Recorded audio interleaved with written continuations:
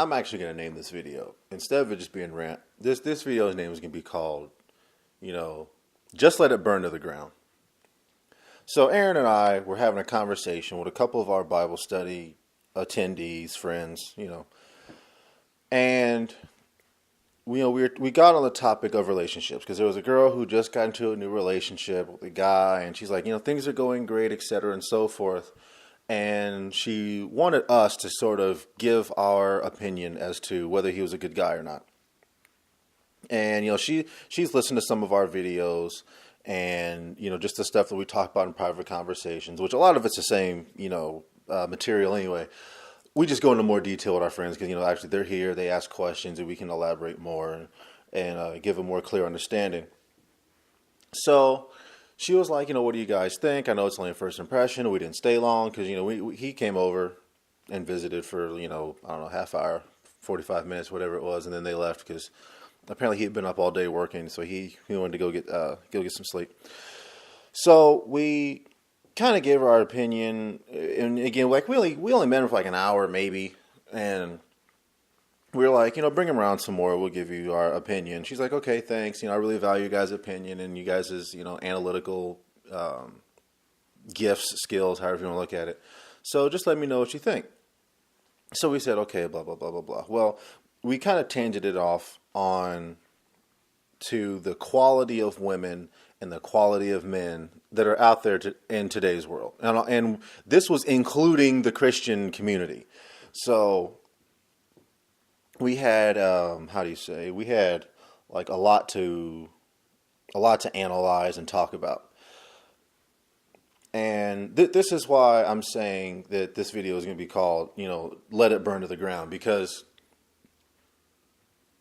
I'm gonna have a little bit of politics in this as well, because it's part of the problem, and it's this: a lot of girls complain about the kind of guys who are out there, and all of their complaints are legitimate. I mean, just go down the list, from the soft behavior, the immaturity, the clowning around, the laziness. Just go down the line, and all of their complaints are absolutely legitimate, but then when men turn around and say, well, these are our complaints about women, those complaints are legitimate too. It's just like, you want to be strong and independent, but at the same time, you want us to protect you, which those are contradictory because, you can't be under us, or you can't be under our protection while simultaneously having, your own stuff, and, we have no input. It's just, it's like you can't seek, provisions from somebody and then try to dictate the way the provisions are provided. As they say, beggars can't be choosers.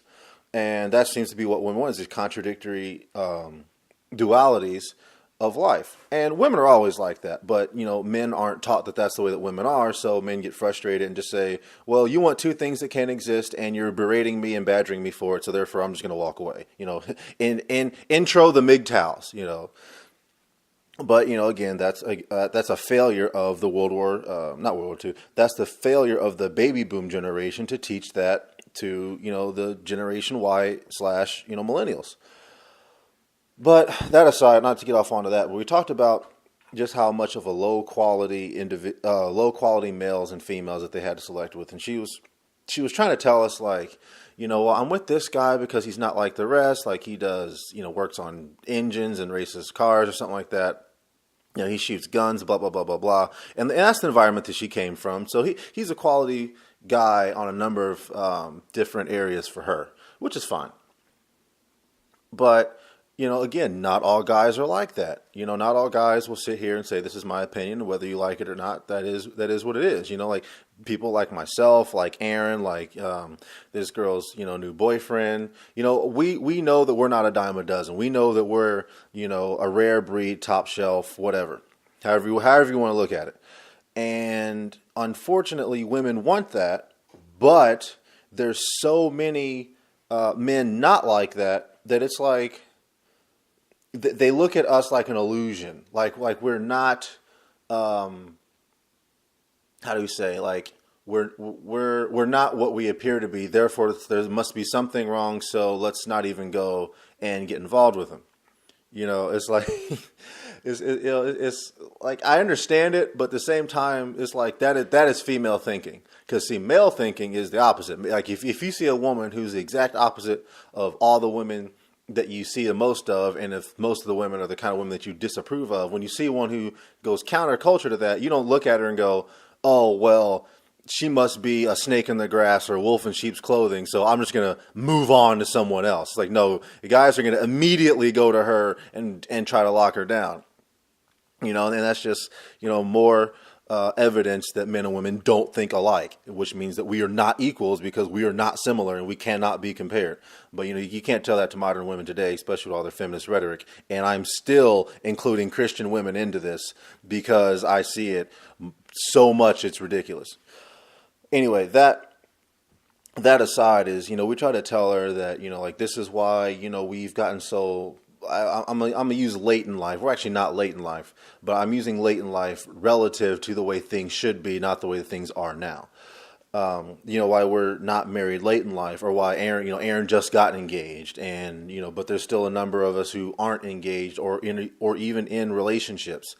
Aaron and I, we have two friends who are married, but of our close, inner circle, that's it. I mean, we know other married couples as well, but, they're kind of like loose, friends or associates, and, kind of people who we're like, we know, and we know of them. We've known them for a while, but we're not like super close to them. Of our super close friends, only two of them are married. So it's like, we understand, like, we understand where she's coming from when she's like, like, where are the good guys out there? And it's like, man, sorry, you're looking at them, like, let's say Aaron's engaged. I mean, I'm single, but, I've hung out around her family enough to where how do I say this without sounding like I'm contradicting myself? Well, actually, I'm not going to contradict myself. There's an element of this I'm not going to publicly talk about. So I'm trying to find a way to explain it in a different context, in a different way, so I can still convey the point without letting this little bit of information, in the public sector, I guess you could call it. But let's just say we wouldn't work long term. And it's not because of our worldview. It's not because, I don't view her as attractive or she doesn't view me as attractive. It's just one of those things where when you compare notes, you see that it won't work. I'll leave it at that. So, and she's like, I still want more quality men to be able to choose from. She's in general, she's happy with her boyfriend right now, but she's just talking about before they met and in general. And we're like, yeah, we understand. Like, we're out here, we went through all of our problems with today's modern day women, which we've talked about, especially in the problems of the Christian Dating World video that Aaron and I did together, where, everything from the, my feminism comes before my love for the Lord. I want to do things on my own. I don't trust men. And women don't say that they don't trust men. They say it via their actions. Like, oh, let me pay for this. Oh, no, I got it. Well, here, let me control this. Oh, no, I'll do it. And how about we do this? Well, okay, well, you can do the heavy lifting, but I'm going to make sure that you do it right. And it's just like they know they have, or like they don't know. They have this feeling that we're not competent enough. And I'm going to do a video on this later, but that comes from, the media message that men are morons, men are stupid, men are incapable, men can't be trusted by themselves, men are children. Which is very funny because really when you look at the behavior of children, women are more like children than men are. But in today's modern society, you can see how both genders would have legitimate arguments as to say why the other gender is more childlike than the other one. But from an actual objective outsider point of view, not that I'm not a male, but when you really look at the information, look at the behavior, and look at the thought processes trends, yes, women are more childlike than men in general. So that being the case, it's like, how can the generations move on without it becoming problematic? And the answer is it can't. And that's what I mean when I say, just let it burn to the ground. Because the only way we're actually going to fix any of this is if both genders realize that they can't be on childlike behavior anymore. And the only way that ever happens in a society is when there's a existential threat or a threat to the community that they view themselves a part of. Right? Again, take the black community and the white community. It's funny when Problems arise in the black community. The white community just completely ignores it and acts like, well, that's not our problem. But then when the same elements spill over into their community, that's when your community action groups start forming. That's when it hits the news. That's when there's an epidemic. That's when, congressmen get called and mayors get called and senators and governors get called and everybody has to come to the table and the town hall meetings are packed as to what we're going to do about this situation. It's just like, okay, when this was happening in the black community, you didn't have anything to say. When this was happening in the Hispanic community, you didn't have anything to say. When it was happening to the Asian community, you didn't have anything to say. But now it's in the white community, now we have to rewrite laws. Now we have to make regulations. Like, even though we're all Americans, air quotes on that, it's funny how the problem doesn't get solved until it hits white people. Well, same thing happens, taking race out of it. Same thing happens in general. It's like, okay, let's just use nationalities and states and territories as the example. It's that can't happen here. We're Americans and we're all one, blah, blah, blah, blah, blah. But there's a drug war going on in Mexico. It's like, well, that seems to be their problem. We don't understand why we have to deal with their problem. But then when their problem becomes our problem, i.e., people hopping the border and coming up here and, then the drug lords come up here. It's like now all of a sudden we need to have securing our borders and building walls. Then you got Donald Trump hollering and screaming about he's going to build a wall and make Mexico pay for it. Like, okay, right. And then I forgot what little explanation that they had to fool the conservatives into making the math think it's going to work out. Like, oh, well, he's going to lower taxes and do this and do that. And then so essentially Mexico will pay for the wall. It's like, right. So,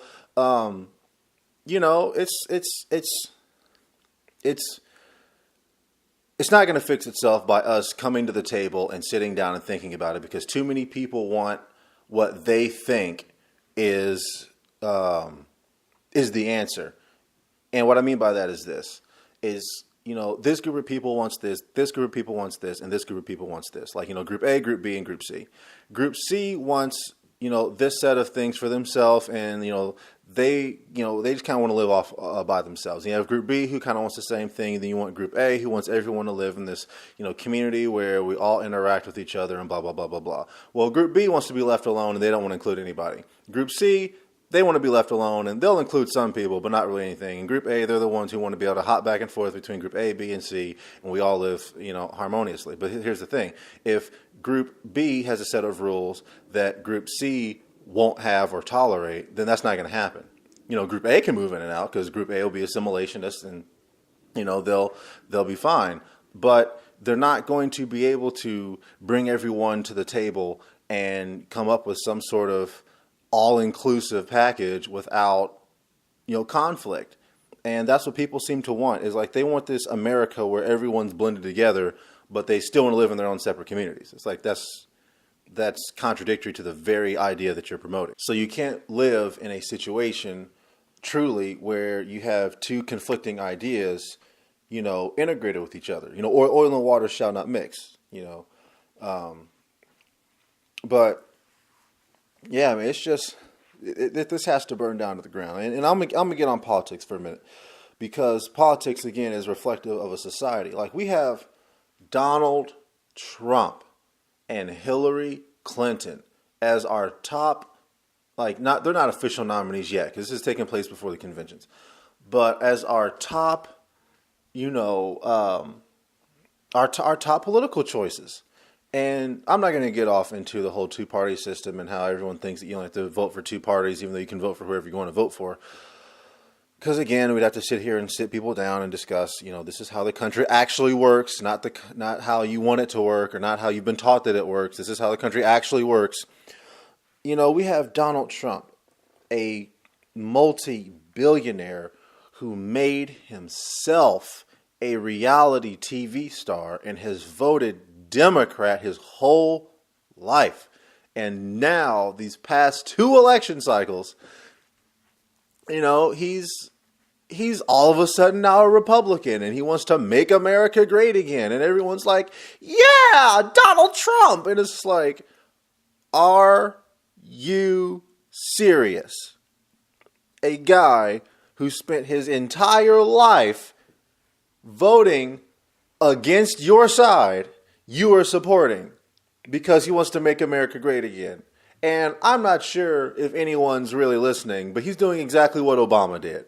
He's saying all the stuff he wants to do and not really laying out a concise plan as to how to do it. He's just saying we're going to make America great again. We're going to bring jobs back by lowering hiring the taxes overseas and lowering the taxes here. And it's like, okay, but there's other things involved in that people aren't taking into account, like zoning rules and why you can't build here and why you can't build there. And then, let's not talk about the, again, undiscussed racism and gentrification that goes on. Like, we want to rebuild the urban community, which black people, we already know what that's code for. And it's just like, we're going to kick the Negroes out, tear down their houses, build up new ones, and then charge higher rent than what the Negroes can pay so they can't move back in, and then have people move back to the city so we can collectivize everybody. It's just like, it's the same game every time.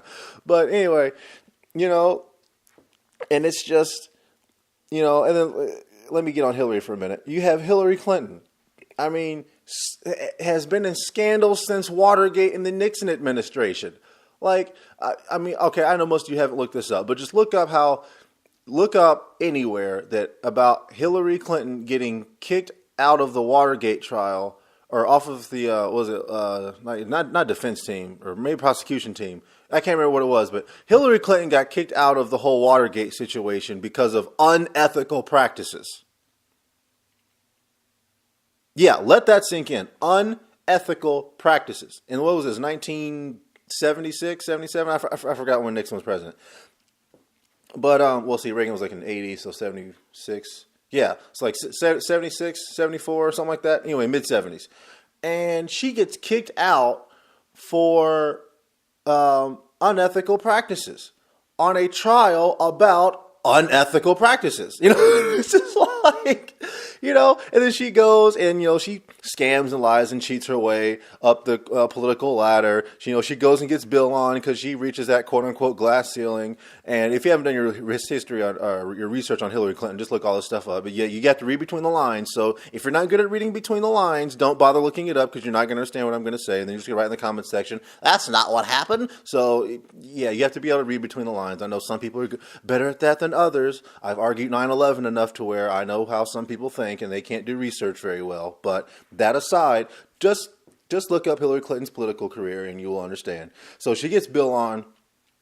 Bill, Slick Willie, he gets up there and, lies and cheats his way through politics, gets put on by the, establishment blue bloods, i.e. the Illuminati, the banking cartels, the people who actually elect our president, not us. They put him on, he sells out or has already shown that he will sell out, whatever. So he gets skyrocketed to the top and he goes and becomes the president. And as first lady, Hillary Clinton does what? Big Pharma this and Big Pharma that and blah, blah, blah, blah, blah. Until Big Pharma writes her $120,000 check, all of a sudden she stops her campaign against Big Pharma. I mean, heck, liberal leftist Michael Moore even called her out on that in his documentary Sicko. I mean, so how bad is it to where your own side is like, whoa, pump your brakes when you talk about healthcare because you sold out tremendously, And then let's not talk about her career as senator and the war machine that she's in the political war machine that she's a part of. Benghazi, enough said. Yeah, those emails went missing. Right. Mm-hmm. And they can't find them. No, it's here's money so where people can't find them. There's a server or a disk somewhere with all of those emails. I don't care what anybody says. And that and quite frankly, I personally think that that's what this whole battle is Donald Trump's trying to buy the emails from whoever has them, and Hillary Clinton's trying to keep those emails hidden. So it's, whose bank account to keep secret, is larger. So that's just my own personal take. You can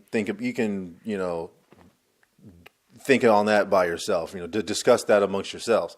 But that aside, it's just like, look at, we have the state of men and women. We have our political state. We have, the same Republicans cheering on Donald Trump now are falling for the same propaganda tactics that they berated liberals for during Obama.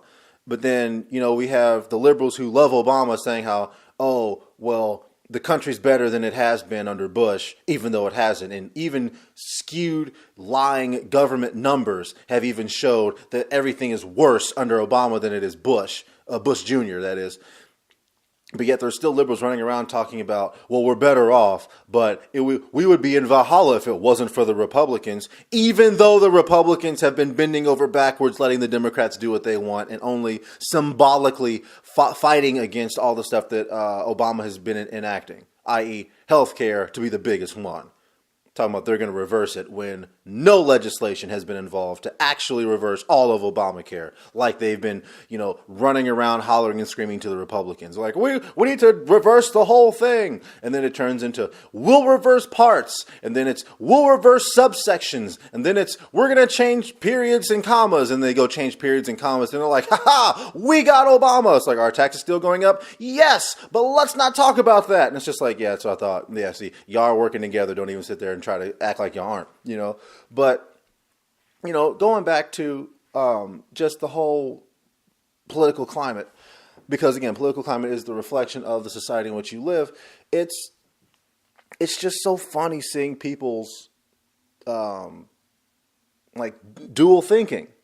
You know what I mean? Like, you sit here and berate the left or the right about what they're on and how stupid they are and blah, blah, blah, blah, blah. And then you turn right around and act just like the political left or right that you're talking about. And it's just like, and like no one's really calling this out except for, a few people. And it's funny because a guy I know, he's like, one of these Mr. Black Power people online. And I'm not going to go into his personal life, but he spits a lot of truth. But he posted a photo online, it was a text photo, and said, the problem with this nation is that we have 1% of people controlling everything, 5% of people who know that the 1% are controlling everything and are trying to wake up 90% of the people, and 90% of the people who are asleep and don't know what's going on. And, even though it's only 96%, there's still 3% who, they're in denial. But, it's like that's so true. That is so true. It's like you have the actual 1%ers, which really, I did the math on it.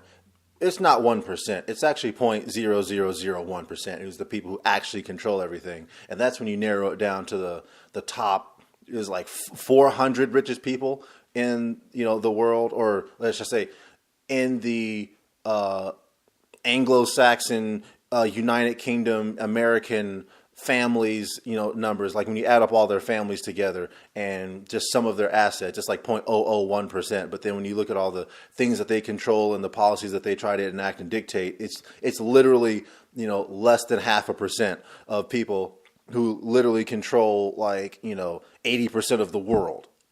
It's just, it's so ridiculous. Then when you have 5% of people who, I think it's less than that. I think it's more like 2 or 3% are people who are like myself and Aaron and, some people who help wake me up to all of this stuff that's been going on. It's like how these numbers are unsustainable. You can't have this super, super, super small minority controlling so much of the majority of everything. And then you have a ultra minority that is, far surpasses and surmounts the super, super, super small minority.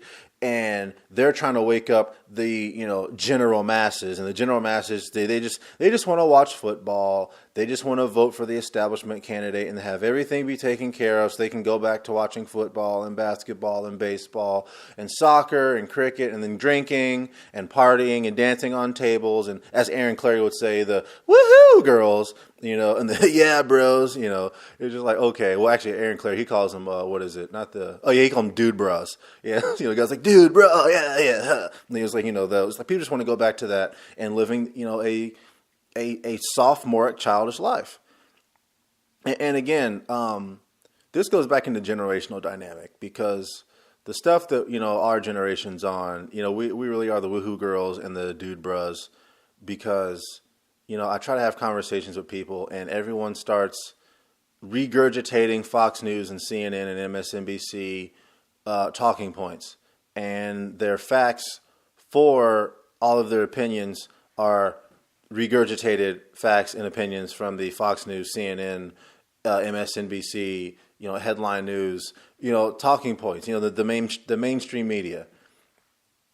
And it's really, saddening because it's like, can you guys just please watch this documentary on 9/11? Can you please watch this documentary on the Federal Reserve? Can you please watch this documentary on Waco, on the Oklahoma City bombing, on, Columbine? On, it's just like, it's just an hour and a half to 2 hours long.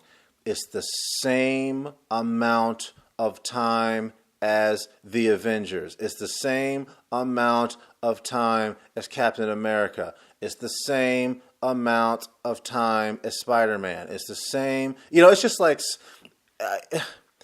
it's so hard to get people to focus on something important and non-entertaining for, any amount of time. Like, and this is the same argument I got in with people who, like, every time the World Cup comes around, it's, Americans, we don't care about the World Cup. That game is stupid. It's just like, you do know that there's like, I don't know, 6.6 billion other people on the face of the planet that don't care about the NBA finals, who don't care about the Super Bowl. It's just like, so how are you going to sit here and, dress yourself up in face paint, put on jerseys of a bunch of guys who you don't know, and run around talking about your team's going to win when, whether they win or not, your bank account's not affected, your life is not affected. It just, it gives you bragging rights for, 2 or 3 months afterwards, and then, you're on to the next season in which, well, what are y'all going to do this year? Well, we lost so-and-so and our defense is weak, but our offense got stronger, or we're trading this person. It's just like, okay, now how are you going to sit down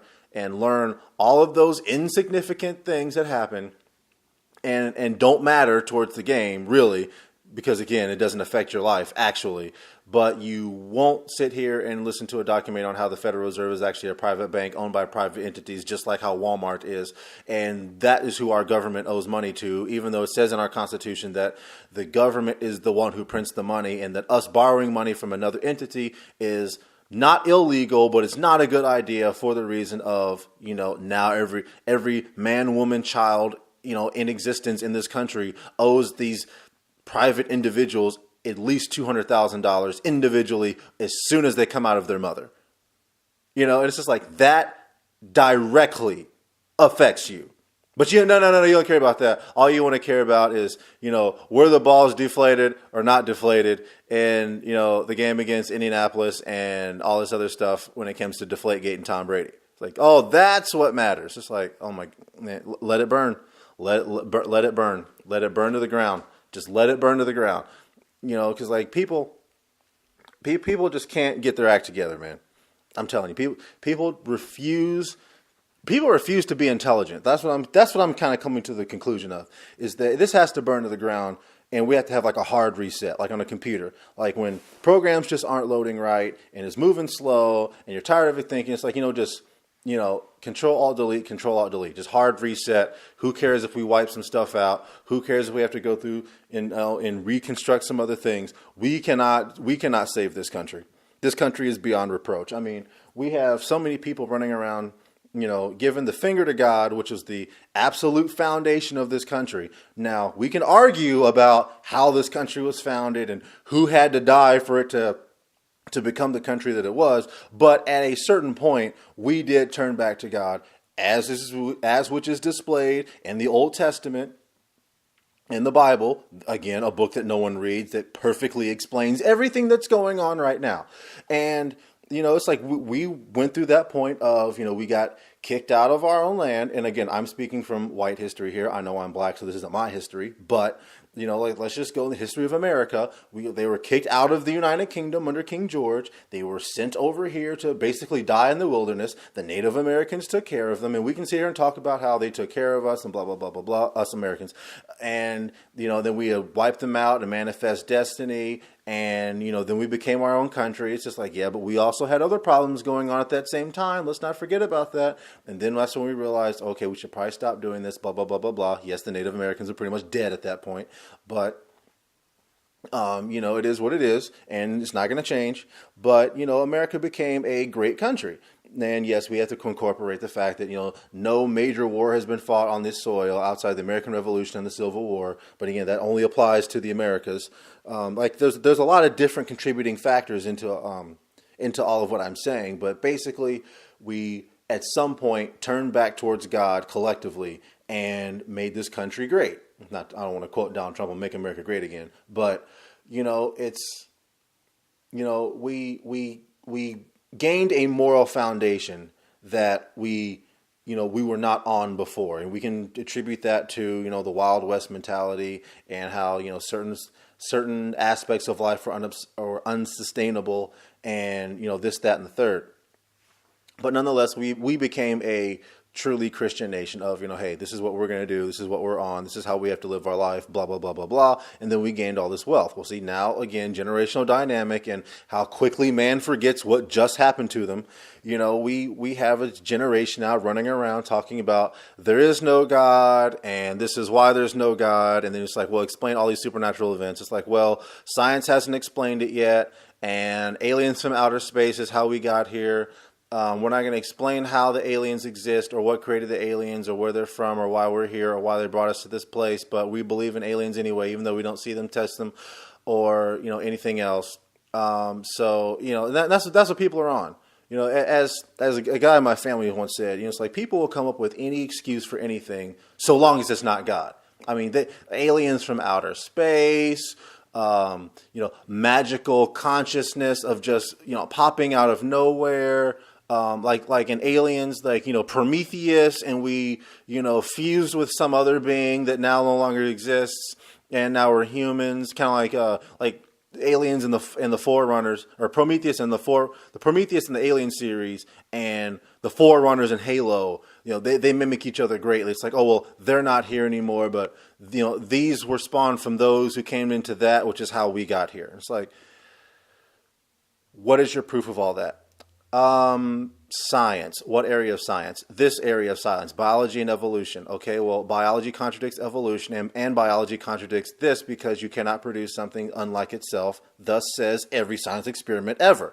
Okay, that may be true, but it's because you don't have an understanding, and I don't either, and science just hasn't explained it yet.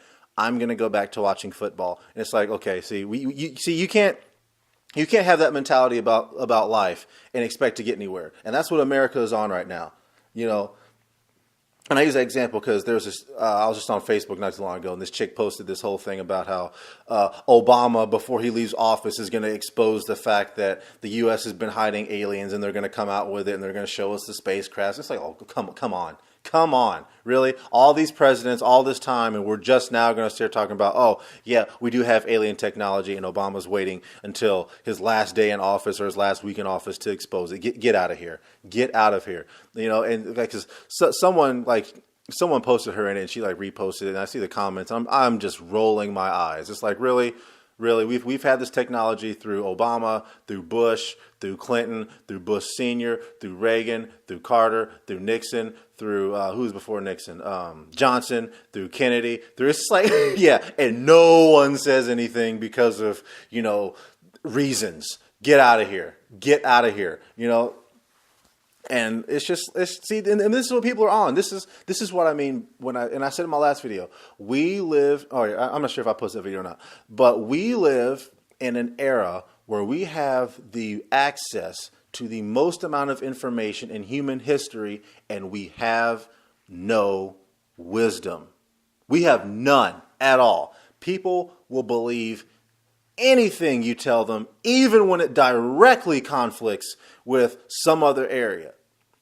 Like the people who posted this, oh, Obama's going to release this alien, or the fact that the U.S. government has aliens. Okay, that contradicts decades of national security. We're keeping it secret for this reason. This all these other areas that would openly be discussed or found out, and hasn't. Now we're going to come out with it. It's like, well, okay, what's your motivation for doing that? Oh, reasons? No, there is no reasons. What's the motivation for doing that? And see, and a lot of people can make arguments for it, but then when you bring up other areas of politics and how human behavior works and how government secrets actually come out, and it contradicts with all of that, then they just look at you like, well, it's still going to happen. I'm just saying, like, or maybe it won't happen. I don't know. I'm just saying, it's just, it's just like, yeah, exactly. You're having a brand malfunction because there's, you want to believe something that's not going to happen because of other actual facts, and you don't like hearing that. And your excuse is, well, I'm just saying, or maybe not, or that's when conspiracy theory gets thrown out there, and it's just like, oh my goodness, man. Like, it's like, and again, and as I say amongst my personal friends and Aaron, like, and this is why Donald Trump's going to probably be our next president, because people are just this stupid.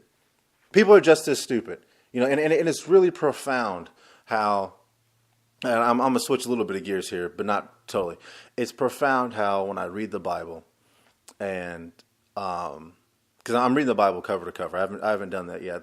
I've read most of the Bible, but I still haven't read every single absolute word. Now, and I want to do that.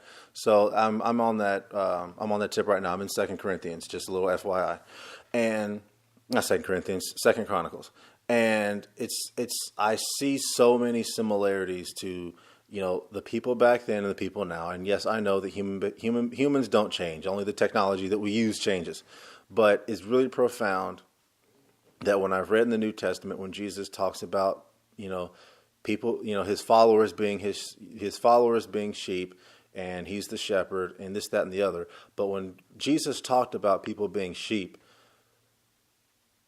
it's funny how much he said in just that little bitty phrase. And I can't quote to you off the top of my head what book and verse that was, but just how he says, it's like, they are my sheep and I am their shepherd. And, like, basically he alludes to humans in collective groups being sheep. And that's the absolute truth. It's because whether they're following Jesus or not, when you collectivize people, they really do just let go of like all intelligence and just follow wherever they're led. And I saw a video on this in a lecture where this guy was talking. It was a TED Talk I was looking at, and this guy talked about how like there's a guy dancing on the side of a hill. Like there's some festival or concert, and this guy is he's just like doing, like, he's not dancing. He's doing like that kind of jerking back and forth. We used to call it white people dancing, but then, again, white people adopt black culture and then they learn how to dance. But no, this guy is like jerking around and people are like kind of pointing and laughing. And then some like fat guy in a black shirt and glasses goes up and starts mimicking him. Then, then the guy who was originally the one, jumping around and jerking around kind of shows him how to properly jerk around like he is. I mean, the original guy is obviously, just acting out and acting kind of like a fool. But him, then two of them are sitting there doing it, and then a girl joins in, and then the girl's friends join in, and then it becomes this group of thing. Now the point of this whole TED Talk was how at first one person seems crazy, but then once they're joined by others, they're considered a leader, and it's a great movement, and blah blah blah blah blah. And the fact is, it's like that's exactly how people are, and it really just goes to show how Jesus knew what he was doing when he recruited the apostles and then started preaching, because that is the way that humans behave.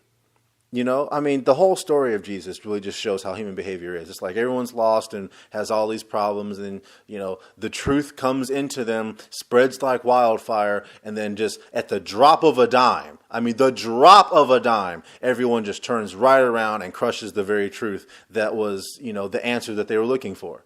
To sum up the story of Jesus in a nutshell and human behavior in a nutshell, that's exactly what happens. Because look at what we're doing right now. We have all these problems. We have all of these conflicts. We have, the gender war going on. We have the political war going on. We have international wars going on. And then it finally comes out that, there's a ruling elite. They dictate the rise and fall of markets through, disproportionate influences from the stuff that they own. They're the ones who create wars. They're the ones who do famines. They're the ones who do this, that, and the other, and on and on and on and on. And this truth is now spreading like wildfire. But people are kind of like, oh, well, whatever. It's like, this is the answer you were looking for. You're like, oh, why is there famine in Africa? Why are there these, super hardcore mega diseases like AIDS and Ebola and I forgot that other one that was like, super deadly. Like if you breathe it in, you'll die in, 15 minutes, stuff like that. And it's like you tell people, like, this is how this is going on. This is why. These are the connections. This is that. This is that. You know, you give them the answer they're looking for. And it's just, oh, okay. And they turn right around and go do exactly the very same actions and behaviors that got them in the very predicament that they're in. You know, I mean, this goes down from the individual relationship with God all the way to the whole relationship of, you know, groups of people versus controlling entities, whether it be God, whether it be government, or a individual person who's leading a group of people. Like, it's always the same. It's just like, oh my goodness, can we please use some sort of intelligence? You know, and then that's why I laugh when like all these college professors and people who, you know, just graduated college running around talking about, we live in the smartest generation ever because we have the internet and we have access to information that previous ancient, retarded, stupid, you know, humans didn't have access to, and we are going to go to the moon and back, and we're going to colonize. And it's just like, really, we're going to do that? I mean, we're in America, and we can't even get over the whole black-white issue. Really, we're gonna collectively, as a world, go and travel amongst the stars and live in harmony and all this other stuff. It's like we can't even admit that blacks have been oppressed in America by a ruling elite using specific tactics of media and you know, government operations, et cetera, and so forth, without people getting up in arms about that. Like, oh, okay, so I'm a white guy walking down the street and the black people want to kill me, not because of, you know, they think that I'm entitled or I'm living some better life than them, but because they've been propagated and they've been held down by the very same people who are using me as a buffer zone in between, you know, the ruling class and the working class. And you know, I'm not going to do anything about it. Like that's like the mentality of, you know, your average everyday white person. You know, it's just less like, or if they were to know the ones that know what's going on, let me add that in there. And it's like, okay, we can't even clean up our own house. How are we going to help clean up the world and make everyone in the world, you know, come together at the table? Like I use in my, you know, ABC examples. Like we have America, who's A, the Americas, who's A. We have you know, Europe, who's B, and then let's just throw Asia and Africa in C. And it's like, okay, A wants all of this harmony to happen. B wants all of this harmony to happen, but they want to be in control. And C knows what B will do when they're in control. So they don't want to be in control, so they don't mind working with them, but it's like, yeah, but you're not going to be in control. And then that's when the fighting starts. And we're supposed to do this because we have and all of this is supposed to work and come together because we have the internet and Wi-Fi and satellites and space. It's just like, man, and these are the educated people. It's just like the level of stupidity is off the charts. You know, just let it burn. Let it burn to the ground. Like, I don't want Donald Trump to be president, but I'm kind of taking Aaron's point of view. And I don't think Aaron's publicly talked about this, but I mean, I'm going to let it out now. You know, it's like, I want Donald Trump to be president. Now, me personally, I'm not going to vote for him. I'm going to write in, you know, as someone else. But he has to become president because this is what this country wants. This is what, you know, all of my complaining and trying to get the word out about, you know, Obama and who funds him and why all these different problems are going on. This is what I spent, you know, the end of the Bush era, Obama's first term, and part of Obama's second term, hollering and screaming about. But I was a conspiracy theorist. No one would share my posts. No one would like my stat. Well, some people liked it. But, you know, it's just like no one would spread the word. Like the people who agreed just liked it. The people who disagreed all commented and liked each other's comments and gave this illusion that the stupidity was winning when it actually wasn't. Because the amount of people commenting and the amount of people who liked the status will always heavily outnumber themselves to people who like the status. But the people who like the status didn't want to get involved in the conversation and help try to change the minds of others, which creates the illusion of, you know, John's by himself, Aaron's by himself. It's just them. It's no one else, you know. And that's when everyone's like, oh, well, I guess we're doomed to fail. It's like, no, we're not doomed to fail. You just have to open your mouth, you know, because once the stupid people feel like they're outnumbered, they'll shut up and stop being stupid. But, well, I say they won't stop being stupid, but they'll just shut their mouth, and then the intelligent people can come to the table and actually fix the problems, etc., and so forth. But the exact opposite's happening. The stupid people are collectivizing, you know, they're all high-fiving each other, causing this big ruckus. The smart people think that, you know, oh, well, we're outnumbered, so we're just going to be quiet. And then that's how you end up with Donald Trump as president. That's how you end up with Hillary Clinton being the Democratic nominee. That's how you end up with Obama. That's how you end up with Bush. That's how you end up with Clinton. It's just like, it's like people aren't paying attention, and this is the problem. But just like let it burn to the ground. I'm tired of people, and I've quite frankly just become apathetic towards it because people aren't going to change. And I'm gonna get on another religious comparison or analogy, however you want to look at it. But I understand now why God lets stuff happen the way that He lets it happen, like why He lets massive amounts of time pass by of Him not fixing the problem, because if He fixes it immediately, then mankind thinks that we fixed it. It's like, oh, yay, it all worked out. Let's go back to doing what we were doing. And no, God has to let things get so bad that when He fixes it, we have no choice but to say, yeah, that was supernatural. That was God. That was the Almighty. We had nothing to do with that because clearly we can't be trusted. And that's why it's like my thing is just like, okay, well, if that's what it's going to take. And again, when you look at the Old Testament, that's always what it is. It's just story. I say a story after story after story of that. But that's the one of the themes. Excuse me. That's one of the themes that's in there. It's just we constantly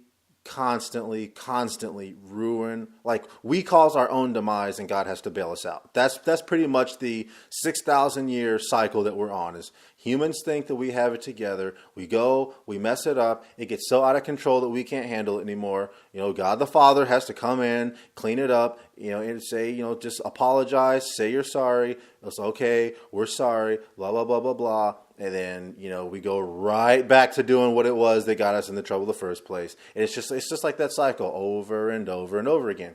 And I always thought, why does God let it happen that way? It's like, oh, I get it. Because He has to remind us that He's in control and not us. But, all you need is that first generation that didn't go through the hard times, i.e. the baby boomers, to use America as an example. And then that's when everything falls apart, i.e. what the baby boomers did. It's like they didn't go through the war. They don't remember the Depression. They don't remember World War I. All they knew is that they were born. By the time they started having memory, it was the 1950s. The country was growing. Companies were taking off. The companies where you could go there and work for 30 years were in place and being in place. So when they were running around like, that's uncool, man, I'm not going to work at the factory like my dad, man, I'm going to sit here and listen to Hendrix and rock and roll, man, that's when all that happened, because they didn't have to, save money and not trust the government because of the Depression, the stock market crash. They didn't have to fight in, World War II, and they didn't see the concentration camp victims in the concentration camps. It's like they just sat by and, looked at the few newsreels that were allowed in American media because it was so heinous, because that's another thing people don't really realize. All these Holocaust documentaries and stuff didn't come out till years and years later. Again, that's more information I had to find out from old people to even know. But, and it's just like because they didn't experience it firsthand, they had the I almost call it audacity or the notion, but they had that curiosity just to go out and what does the world have to offer and live in this, false reality. But here's the thing, is like their parents and older siblings were the GI generation and the generation, and there was the progressive generation. It's the lost generation, something like that. But, it's like, but they had those intact, patriarchal, stable communities to fall back on, so they could go out there and smoke weed and listen to Hendrix, man. They had all of that to fall back on. Well, they raised their kids underneath, their youthful, stupid mentality, which produced the late Gen Xers, and the late Gen Xers in Generation Y. Aaron and I, we consider ourselves late Gen Xers. So when we talk about Generation Y millennials, we're not talking about ourselves, just to let everyone know that.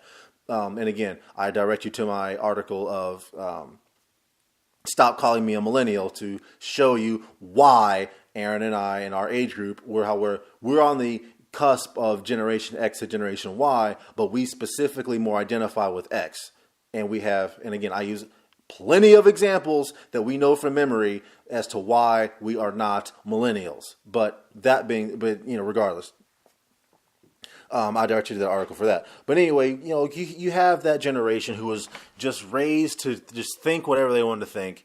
And, once they got old and realized how stupid they were because they were young, what did they go do? They went back to, father's in control of the household, mother takes care of the children, blah, blah, blah, blah, blah. But see, by the time they did that, we all were already on our way out of the house. You can't sit here and live a life, feminism and men aren't going to tell me to do anything and all this other stuff.